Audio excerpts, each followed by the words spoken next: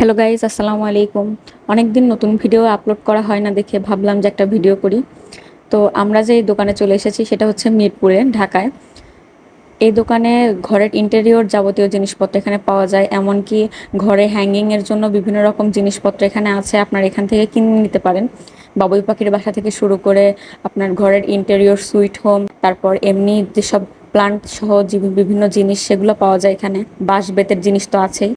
এই মামার দোকানে বিভিন্ন ভ্যারাইটির জিনিস ছিল, তার মধ্যে বোটল লাইটটা আমার সবচেয়ে বেশি ভালো লেগেছে। এই বোটল লাইটের দাম চেয়েছিল আমার কাছে 400 টাকা, 350 টাকা হলে হয়তো দিবে। সুইট হোমগুলোর দাম চেয়েছিল আমার কাছে 300 টাকা করে। তারপরে আমি বিভিন্ন বাঁশ বেতের জিনিস দেখলাম, এখানে ঘর সাজানোর মতো বিভিন্ন জিনিস ছিল। তার পাশেই দেখতে পেলাম তার ফুল বাগান। ছোটখাটো এই নার্সারিতে অনেক রকমের প্লান্ট ছিল, তার মধ্যে বোটাম ফুল, এমনকি বেলি ফুলের গাছগুলো আমার কাছে চোখে পড়েছে। জিনিয়া ফুলের গাছ, ইনডোর প্লান্টও অনেক ছিল।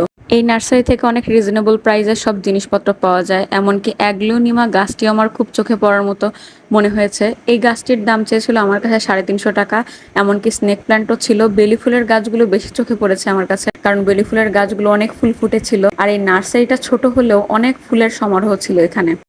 এই নার্সারিতে ছোট ছোট কলম দেওয়া রঙ্গন গাছেও অনেক সুন্দর সুন্দর রঙ্গন ফুটেছিল। আমি বারবারই চলে চলে যাচ্ছিলাম বেলি ফুলের গাছের কাছে। আমার কাছে এই বেলি ফুলের গাছটা অনেক সুন্দর লেগেছে।